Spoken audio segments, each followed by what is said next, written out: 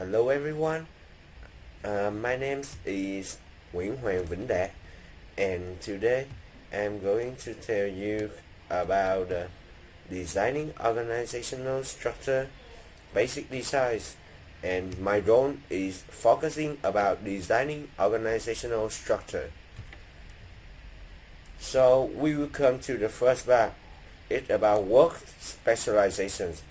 This is dividing work activities into separate job tasks. It leads to rate increase in productivity, but over specialization can result in human economies. Next is about departmentalization. It's just the basis by which jobs are grouped together. It will depend on functional, product, geographical or territory, process and customer. And in the departmentalization trend, we increasing use of customer departmentalization, and another trend is the cross-functional team, as you see. Next is about chain of command. It's the continuous line of authority that extends from the upper level of an organization to the lowest level of an organization.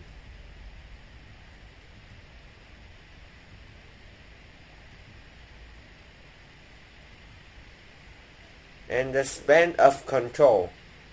The number of employees who can be effectively and efficiently supervised by a manager. Centralization and decentralization. Centralization is the degree to which decision making is concentrated at the upper level of the organization, and decentralization is the degree to which lower level employees provide input or actually make decisions. Employee empowerment is giving employees more authority, power to make decisions.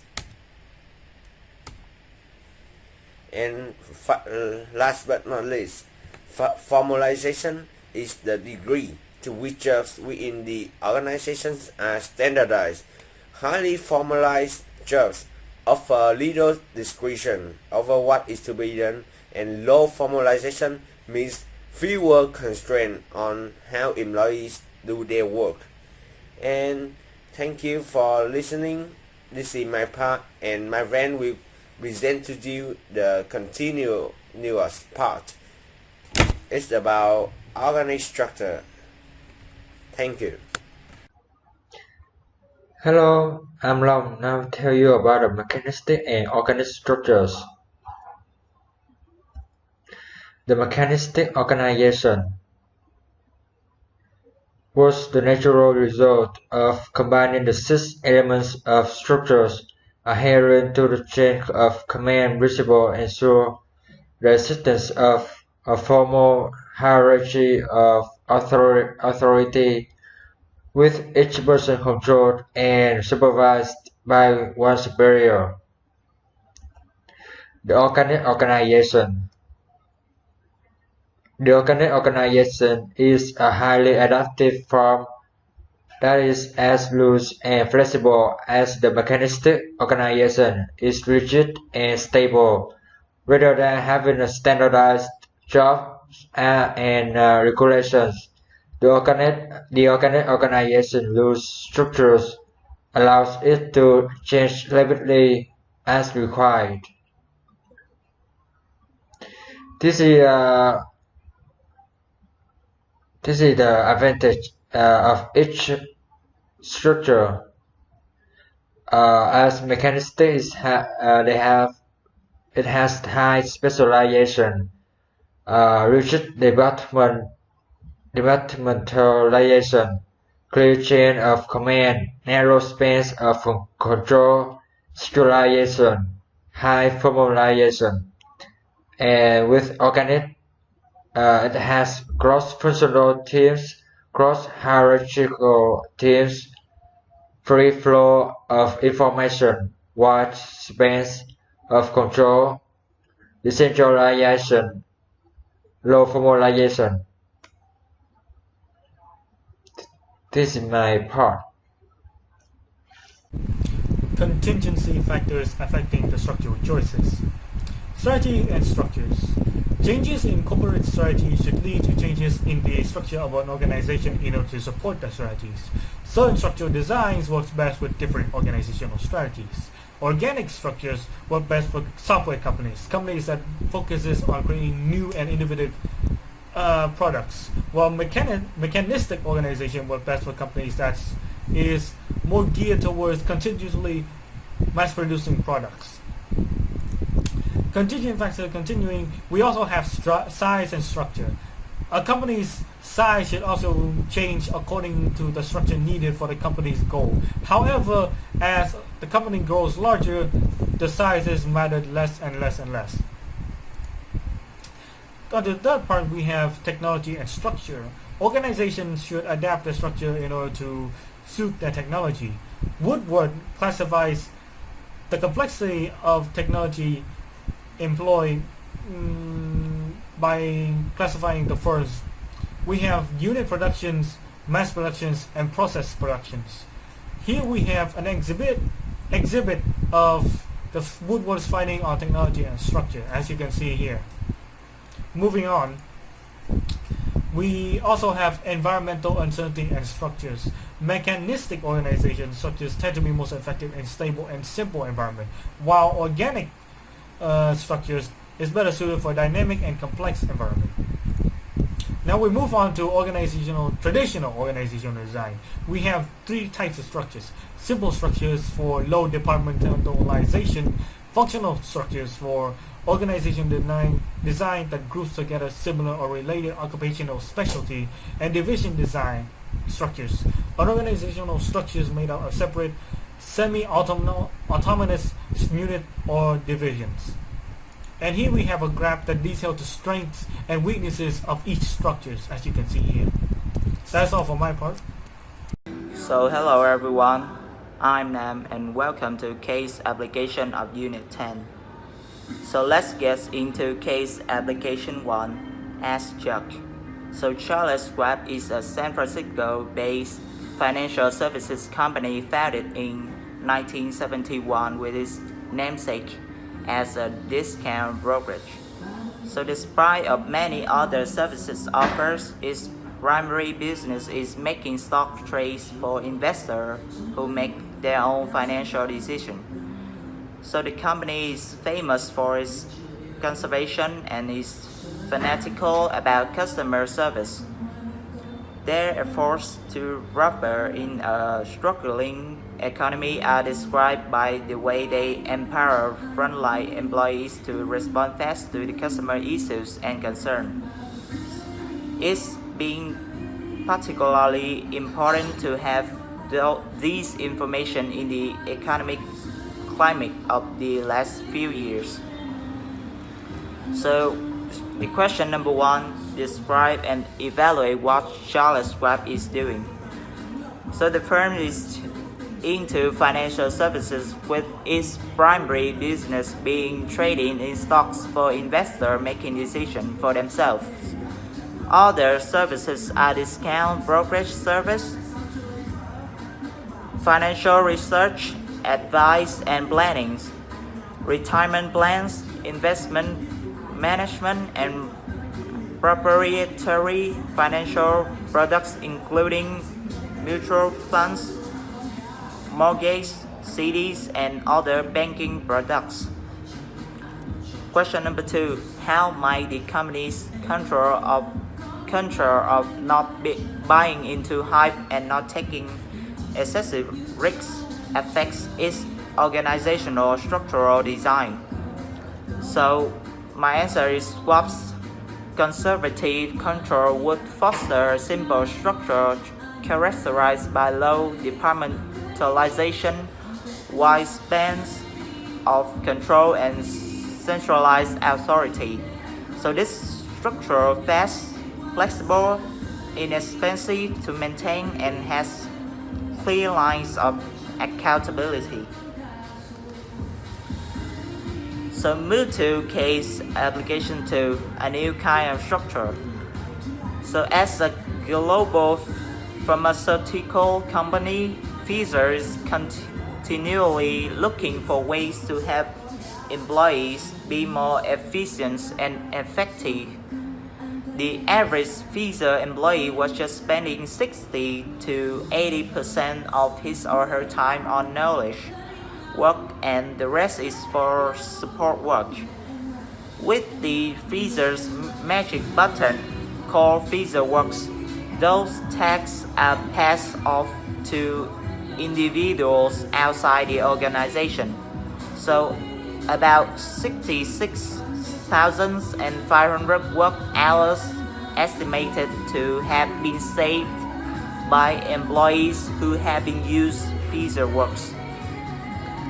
Question number 1. Describe and evaluate what Pfizer is doing with its Pfizer Works.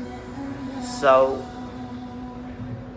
Pfizer's new approach is to transfer responsibility of unnecessary tasks to the third party so as to have more time for the specialized tasks. So this is the innovation of working structure to maximize the specialized performance.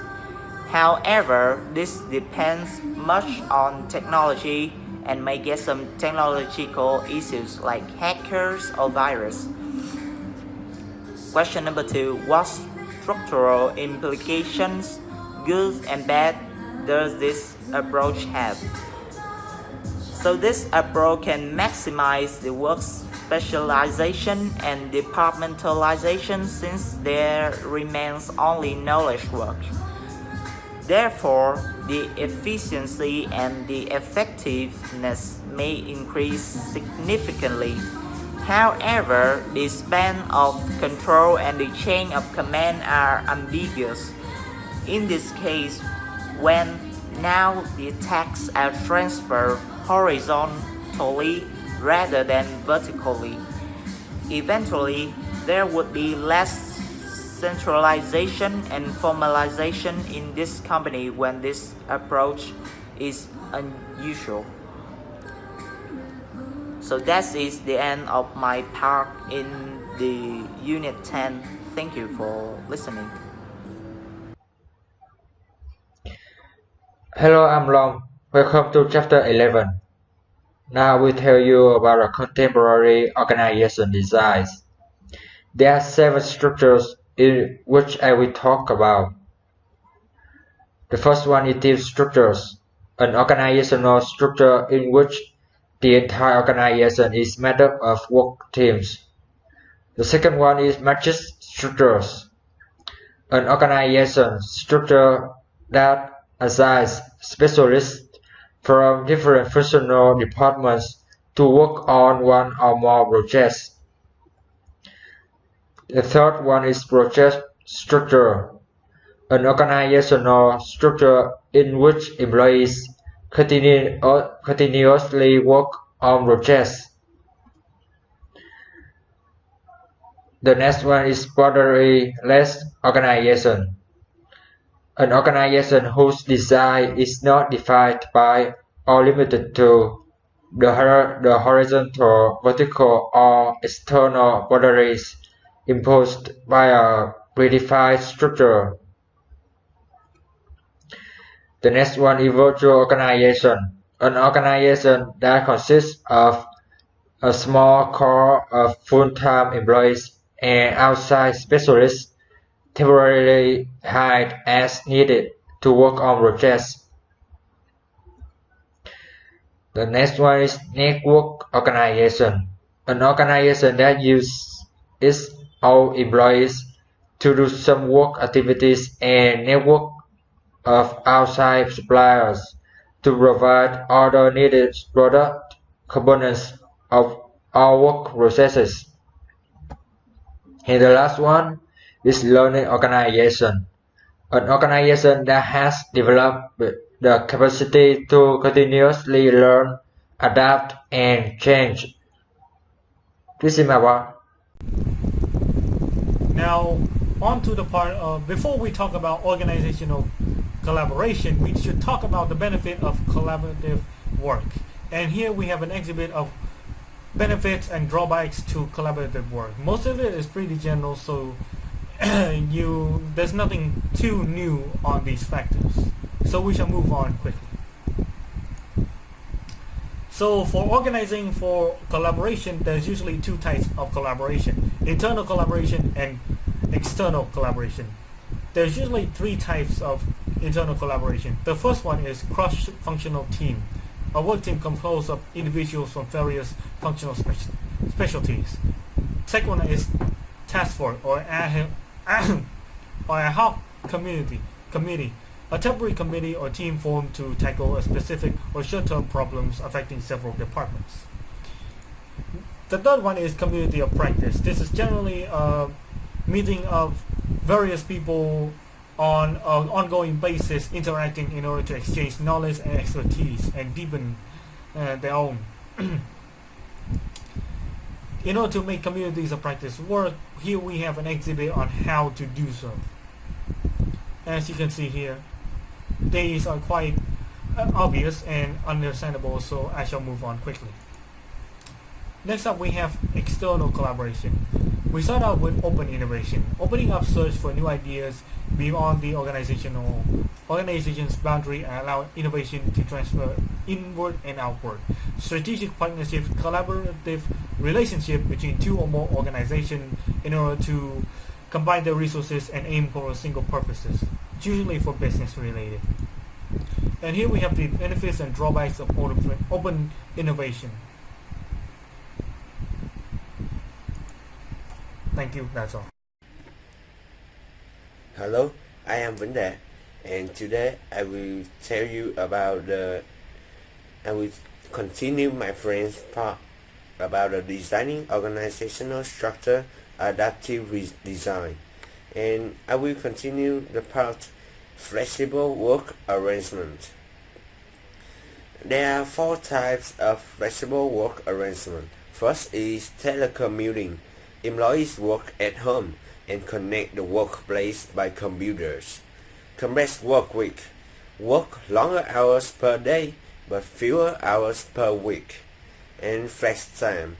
Work a specific number of hours per week but agree to vary those hours. And job sharing, having two or more people split a full-time job.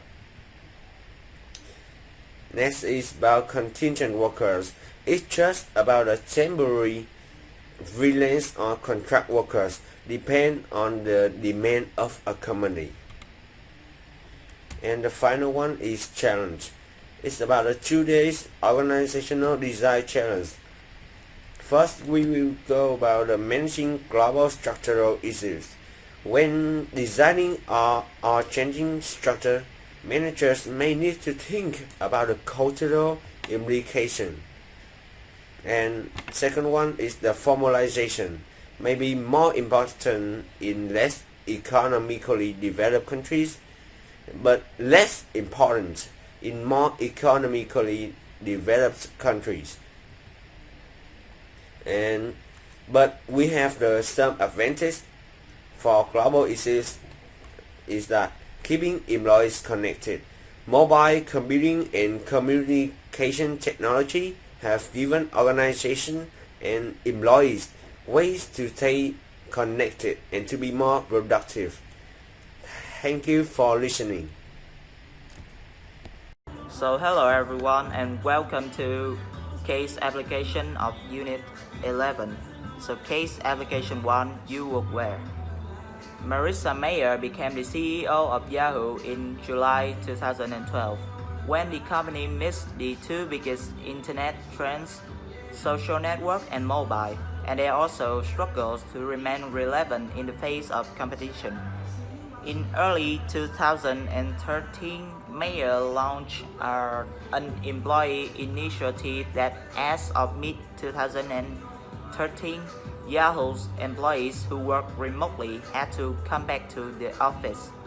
This generated lots of discussion. So employees were expected to be physically present in the workplace, hopefully leading to developing a strong common bond and greater productivity. So these were some reasons that made Mayer abolish Yahoo's work from home policies. If Yahoo was to again become the nimble company it had once been, a new control of innovation, communication, and collaboration was needed. And that means employees had to be physically at work together. Question number 1. Evaluate Yahoo's new work initiative. And did it have to be an all or nothing proposition and discuss? So in nowadays competitive environment, it is quite difficult to compete for the top job. Yahoo's workers should have seen this coming. The change to the food, the smartphones, the working era due to the change of new CEO perhaps some of the new ideas presented by the CEO were best, some of them were jerk. So that could be important in an industry where competition for worker can be fierce. The engineers would not put up with that, and Yahoo never focused on it. Question number 2. What can managers and organizations do to help employees who work from home be efficient and productive? So first, they should educate employees about data backup process and security. Second, they should providing necessary facilities and remote VPN capabilities so the telecommuters can access the company's network. Case application 2. Organizational structure.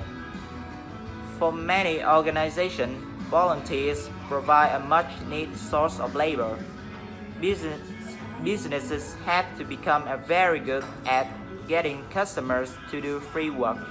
Now they are taking the concept even further, especially in customer service settings, by getting volunteers to perform specialized work tasks. So individuals who contributing innovations to research and development efforts are motivated mainly by layoff in enjoyment, respect among their peers, and to some extent the skill they are able to develop. Mark Studness, the director of Verizon's e-commerce unit, was familiar with sites where users offer tips and answer questions. He found a way to use that potential resource for customer service. So company-sponsored customer service site has been extremely useful and cost-efficient in redirecting thousands of questions that would have been answered by staff at a Verizon call center. So what do you think about using volunteers to do work that other people get paid to do? So volunteering is good work experience and also looks good for a resume. So volunteer work is often needed for academic credit and towards scholarship. In some way or another, a volunteer is a reward for their work.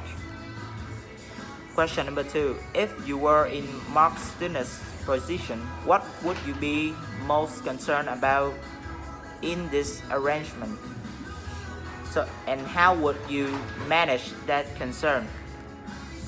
So, I would be concerned with keeping the volunteers motivated and rewarded, because the volunteers are not paid, and the volunteers can be forced into doing it or punished for not doing it.